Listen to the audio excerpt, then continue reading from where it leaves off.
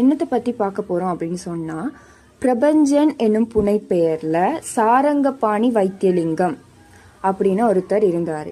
சரியா, அவரை பற்றி தான் இன்றைக்கி நாங்கள் பார்க்க போகிறோம்.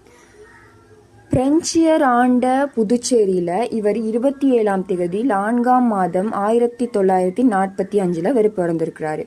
பள்ளி கல்வியை புதுச்சேரியிலையும் தஞ்சை கரந்தை தமிழ் சங்கத்தில் புலவர் கல்வியையும் பெற்றாரு. 1961ஆம் ஆண்டு இவருடைய முதல் கவிதை பிரசுரமானுச்சு.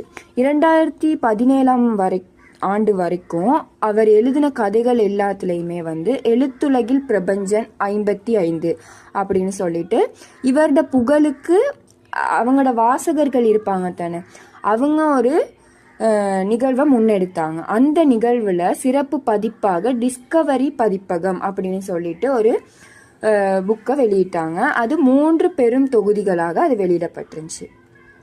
பிரபஞ்சண்ட கதைகள் மானுட மகத்துவம் பேசினதா இருந்துச்சு. சாதாரண மனுஷங்களுக்குள்ள இருக்கிற பரிவை, அருளை, நியாய உணர்வை ஒரு ஸ்நேகிதண்ட அதாவது ஒரு ஃப்ரெண்ட்ஷிப்பான ஒரு தொனியில் சொல்லக்கூடியவைகளாக இருந்துச்சு.